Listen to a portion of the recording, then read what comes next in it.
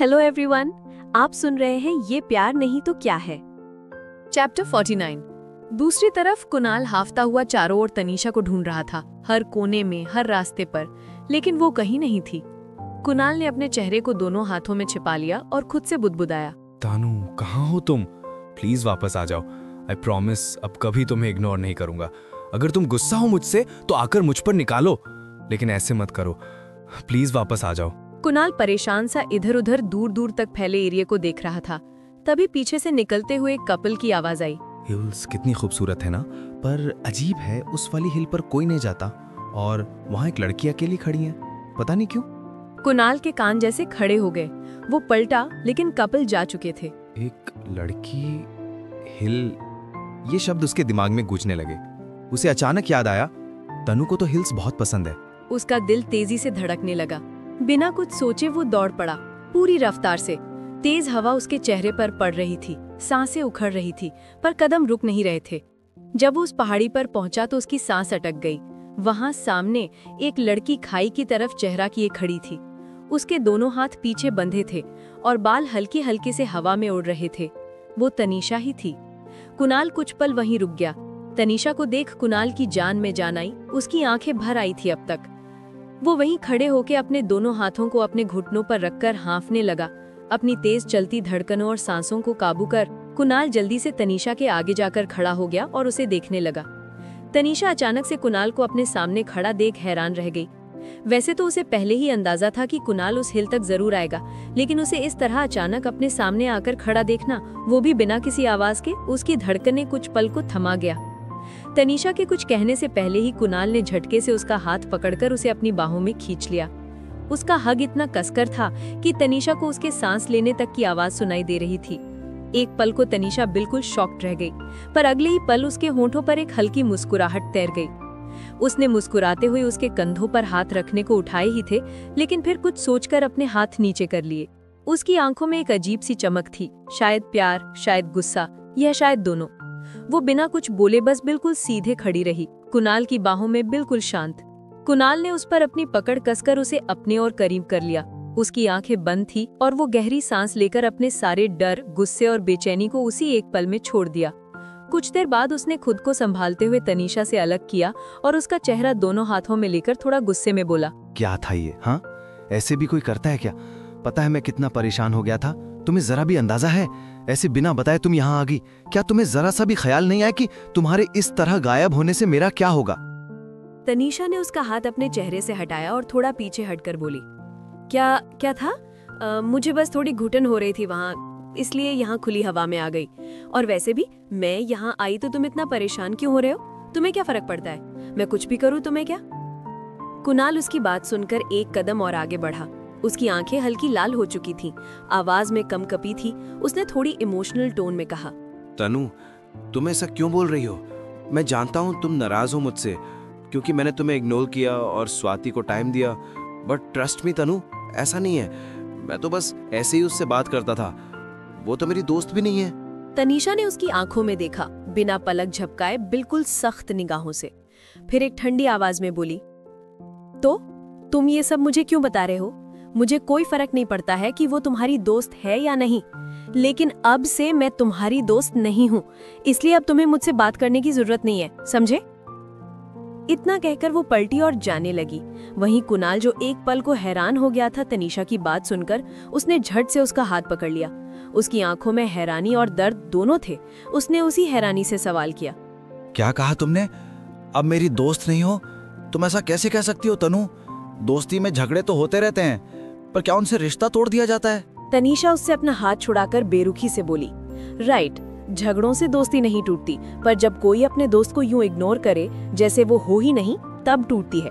याद है जब मैंने बात करने की कोशिश की थी, तुमने सुनना तक जरूरी नहीं समझा। बस वही वक्त था जब सब खत्म हो गया। कुणाल ने झट से कहा, तनु, वो शीट वाली बात थी, मैं गुस्से में था, बस थोड़ा। तनीषा ने बीच में ही उसकी बात काटते हुए कहा, मुझे कुछ नहीं सुनना कुणाल, अब सब समझ आ चुका है। तुम्हें मुझसे दोस्ती नहीं रखनी थी, इसलिए जब मैंने बात करना बंद किया तुमने भी कोई कोशिश नहीं की। चलो ठीक है, तुम्हें नहीं रखनी ना मुझसे दोस्ती, तो ठीक है, अब मैं तुम्हें आजाद करती हूँ, ये दोस्ती यहीं खत्म। इतना कहकर वो तेजी से मुड़कर चल दी। कुणाल बस वहीं खड़ा रह गया। उसकी आंखों में नमी उतर आई थी। वो हवा में खाली निगाहों से तनीषा को जाता देखता रहा। हर कदम के साथ वो उसे और दूर होती जा रही थी। उसने अपनी नजरें नीचे जमीन पर झुकाई, होंठ कांपते हुए बुदबुदाए, दोस्ती खत्म इतनी आसानी से? क्या इतनी कमजोर थी हमारी दोस्ती कि एक गलतफहमी भी उसे तोड़ दें?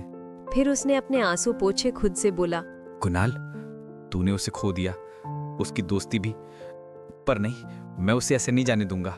मुझे एक मौका चाहिए, दूसरा मौका। मैं उसे साबित करके दिखाऊंगा कि ये रिश्ता इतना कमजोर नहीं था।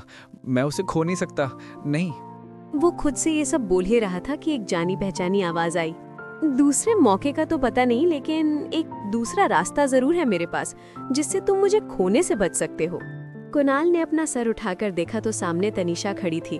उसकी आंखों में वही शरारत, वही चमक थी, लेकिन इस बार उनमें एक गहराई भी थी। कुणाल ने हैरानी से कहा, तुम? तनीषा ने उसे घूरा और उसकी तरफ अपने कदम बढ़ाते हुए उसके पास आकर बोली, हाँ, मैं तुम्हारी पहले रह चुकी दोस्त तनीषा। क्यों, किसी और को एक्सपेक्ट कर रहे थे क्या? नहीं। तनीषा ने मुस्कुराकर कहा, गुड। वैसे मैं क्या कह रही थी? हाँ, याद आया। दूसरे मौके का तो पता नहीं, लेकिन एक रास्ता जरूर है जिससे तुम मुझे खोने से बच सकते हो। कुणाल अब बस उसे देखे जा रहा था। उसकी आंखों में वो मासूमियत थी जो बस तनीषा के लिए थी। उसने कहने की कोशिश की, तनु। वो कुछ कह पाता उससे पहले ही तनीषा ने उसके होठों पर उंगली रखते हुए कहा, चुप। तुम्हारे काफी कुछ बोलने का इंतजार कर चुकी हूँ मैं, लेकिन तब तुम कुछ नहीं बोले। अब मेरी बारी है बोलने की। मैं बोलूंगी, तुम सुनोगे चुपचाप, फिर बाद में बोलना, समझे? कुणाल ने बस हल्के से सर हिला दिया। तनीषा उसके करीब आई और उसकी आंखों में झांकते हुए, उसके गाल पर उंगली फेरते हुए उसके आंसू साफ कर बोली, अब रोना बंद करो। क्या बच्चों की तरह रो रहे हो? मैं मर थोड़े ही गई। उसकी बात पूरी होने से पहले ही कुणाल ने झट से उसके होठों पर हाथ रख दिया और थोड़ा गुस्से में बोला, बकवास बंद करो। अगर कभी ऐसी बात की ना तो मुझसे बुरा कोई नहीं होगा। तनीषा उसकी आंखों में देखते हुए हल्के से मुस्कुराकर बोली, अच्छा ठीक है बाबा, नहीं करूंगी ऐसी बात। अब मुझे जो कहना है वो सुनोगे? कुणाल ने धीरे से सर हिलाया। तनीषा उसके थोड़े और करीब आई। उसने धीरे से उसके माथे से बाल हटाए और उसकी आंखों में गहराई से देखा। फिर अपने दोनों हाथों से उसकी आंखें बंद करते हुए बोली, अब अपनी आंखें बंद रखो और कुछ मत बोलना, समझे? कुणाल ने बिना कुछ कहे अपनी आंखें बंद कर ली। उसकी सांसें अब धीमी हो चुकी थी। हवा ठंडी थी और उस हिल के ऊपर सिर्फ उनके दिलों की धड़कनें गूंज रही थी। तनीषा उसका हाथ थामे हुए ही थोड़ी दूर हुई, फिर अचानक अपने घुटनों पर बैठ गई। हवा में ठंडक थी, आसमान में हल्की धुंध तैर रही थी और उस नीली शाम में उसकी आंखों की चमक किसी रोशनी से कम नहीं थी। वो नीचे झुककर कुणाल की तरफ देख मुस्कुराते हुए बोली, अब अपनी आंखें खोलो। कुणाल ने धीरे से आंखें खोली। जैसे ही उसने तनीषा को अपने सामने घुटनों पर बैठे देखा, उसका दिल जोर से धड़कने लगा। वो कुछ कह पाता इससे पहले ही तनीषा ने उसके सामने मुस्कुराते हुए बोलना शुरू किया, लिसन कुणाल, मुझे नहीं पता कि तुम मेरे लिए क्या फील करते हो या करते भी हो या नहीं, लेकिन कल जब तुमने वो गाना गाया था ना, तो मुझे ऐसा लगा जैसे वो सिर्फ मेरे लिए था। उसी गाने से मुझे हिम्मत मिली है आज ये सब बोलने की। तुम जानते ही हो, मुझे जो सही लगता है मैं वही करती हूँ और मैं किसी से कुछ भी कहने से नहीं डरती। तो मिस्टर कुणाल रायजादा। अब तनीषा रुकी और एक गहरी सांस लेकर पूरे कॉन्फिडेंस के साथ आगे बोली, I really like you. No, in fact I really love you. मुझे नहीं पता कि कब तुमसे ये फीलिंग्स होने लगी, कब तुम्हारे चेहरे को देखकर मेरा दिन अच्छा लगने लगा, कब तुम्हारी आवाज सुनना मेरे लिए जरूरी हो गया।